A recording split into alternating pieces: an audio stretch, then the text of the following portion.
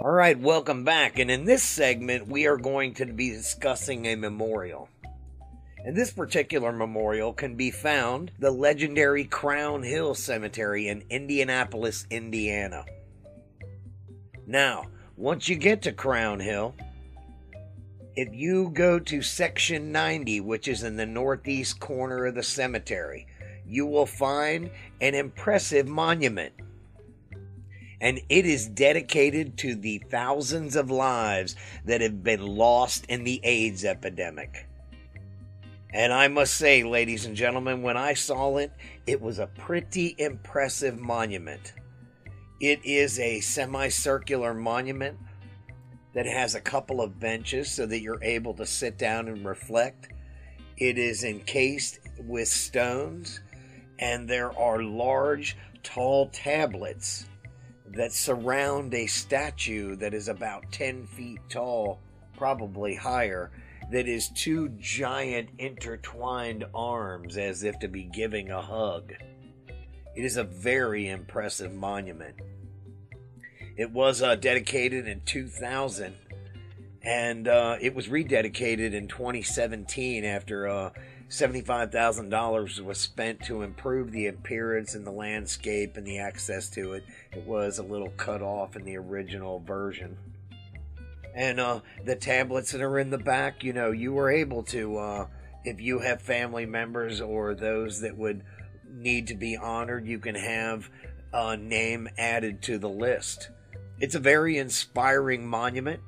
It's one that if you are in Crown Hill, you certainly need to make a point to visit.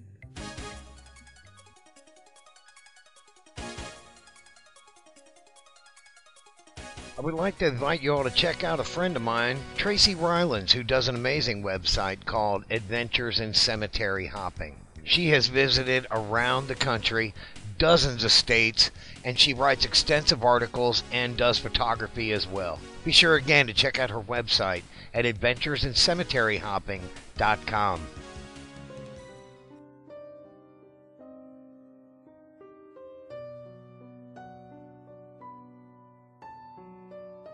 All right, welcome back to the show. This is a segment that is going to be focusing on one of the haunted cemeteries. Since we are home based in Cincinnati, there are several haunted cemeteries in the region, and one of the most famous is the Dog Street Cemetery. Now, the Dog Street Cemetery is located in Warren County, Ohio, which is north of Cincinnati, and it is also the location of Kings Island, the amusement park, and that is exactly where this cemetery is. This cemetery was built in the 1840s, and it was on the land that was owned by John Hoff. Now, when Kings Island bought the property, allegedly, the Kings Island officials decided that they were going to pave over some graves, even though they were told to build around them. Now, there is a cemetery there, and we have been there twice at night. We were looking for another spirit that's known to be there, the little blonde girl in the blue dress whose name is Sarah, who is known to wander around the parking lot and play between the cars. And we were there looking for her at dusk. We were unsuccessful in our venture.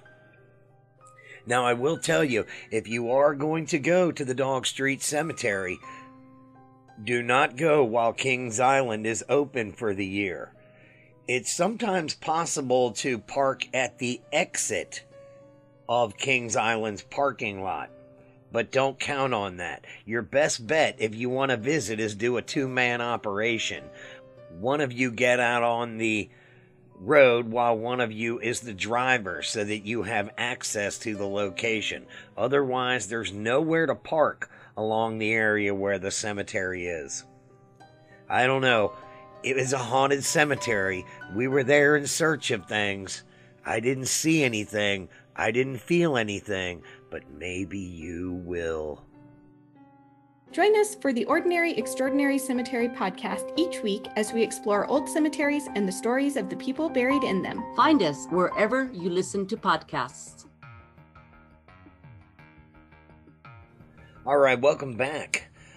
This is a segment where I am going to tell you a story about something that happened to us that is something that you should be aware of, but it's kind of a messed up little adventure, but in the end it turned out okay, so I can't complain how it went. Okay, let me take you to 2020. This is the beginning of October, and we are going to do a 4-day trip to St. Louis. Now, on day number 1, we shoot several locations in Indiana. On day number 2, we shoot several locations in Illinois, knowing that we are then going to have 2 days in St. Louis. We go ahead and shoot day number 3 all over St. Louis. And this is the time of year, again, this is fall, so you only have till about 7:30-ish, if you're lucky when you're shooting. So we went to the Calvary Cemetery in St. Louis. Now, I know lots of you know Calvary. Many of you have been there. Calvary is a world-famous cemetery. There are people like Tecumseh Sherman there, and many of other famous people. Definitely worth seeing. Dred Scott, a lot of people we had on our target list. We were actually in St. Louis in 2017, but we had very limited time, and we were across the street, and we didn't get to Calvary, so this time it was really important. However, mind you that Calvary is a Catholic cemetery, and we had been shooting and traveling all throughout, as I told you, the St. Louis area. We had many targets, as you can imagine, in any major city. If you're trying to get some of the famous people, you're here, there, you're everywhere. You're shooting all over the place trying to find people, strategically mapping, that is, to get to the appropriate people in the appropriate locations. So we arrive in late afternoon at Calvary Cemetery with several targets on the list. And we're blowing through them, we're getting to everybody, and we're getting near the end of the day. But the last person we're looking for is a famous female wrestler, but she has a flat grave marker. And of course, the usual sources: find a grave, billion grave, nobody can help me at all. Now, many of you know during the time of COVID, it's not as easy to get people in the offices to help you with anything. And also, the actual offices were closed by the time we were looking for her, though the gates were still open. Now, while we were looking for her, security told us they, let us know that they were going to be closing at 6 o'clock. So we're figuring, we probably have maybe a half hour at this point to continue looking for this in one other grave that's nearby. So we continue to search in the area. Time is ticking. I can't find it anywhere. I never actually did find this grave, which is the ultimate part that made me mad. So we just know we have an hour left and we have one more place to go. So we're like, screw it, let's go. We're going to get on out of here. And as we pull up to the front, the gates are locked.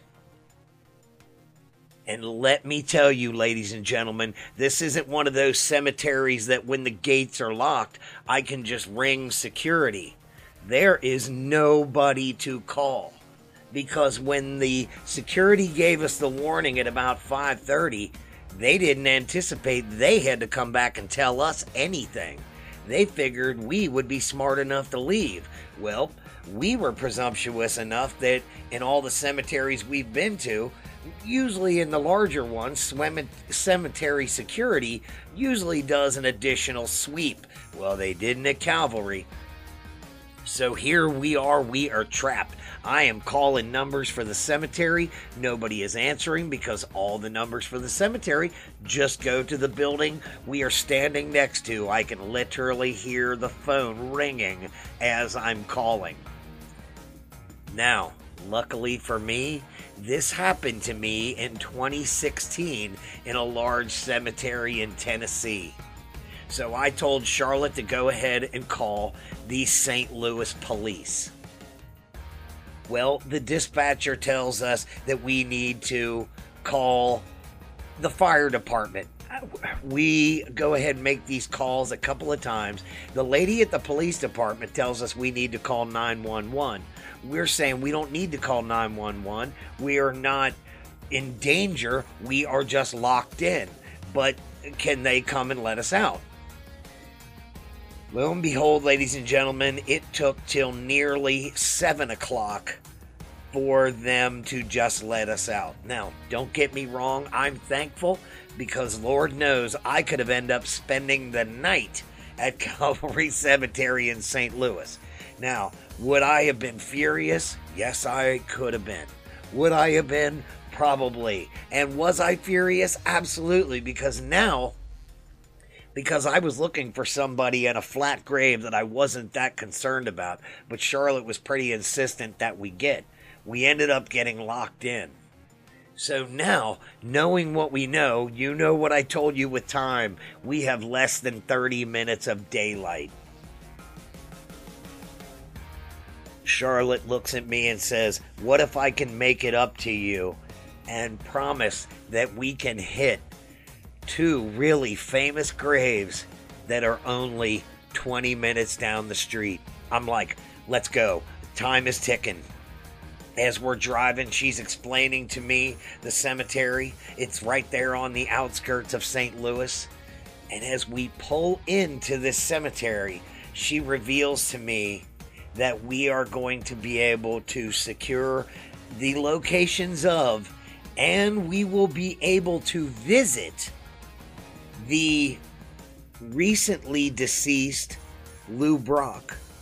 And I mean, he literally passed away within a week or so of that and just had the service a couple of days before we arrived.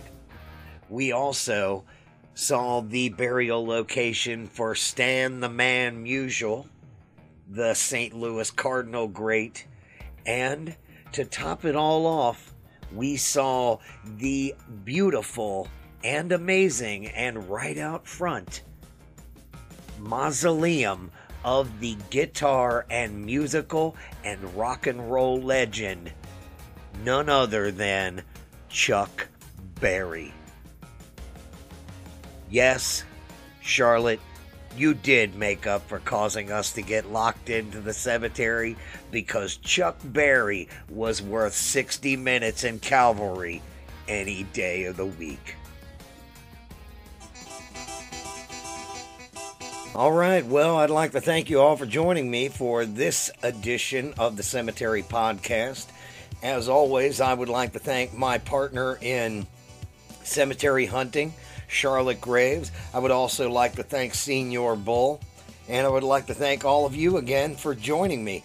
Be sure to join us again next week, every Thursday, where we have an episode up, and you can also join us at other locations where we will have video locations of the show as well. You can find us again at the necrotourist.com or at the Cemetery Podcast on Facebook, and we appreciate you joining us. And until next time, this is Ken Negley from the Necro Tourist saying, I'll see you in the yard.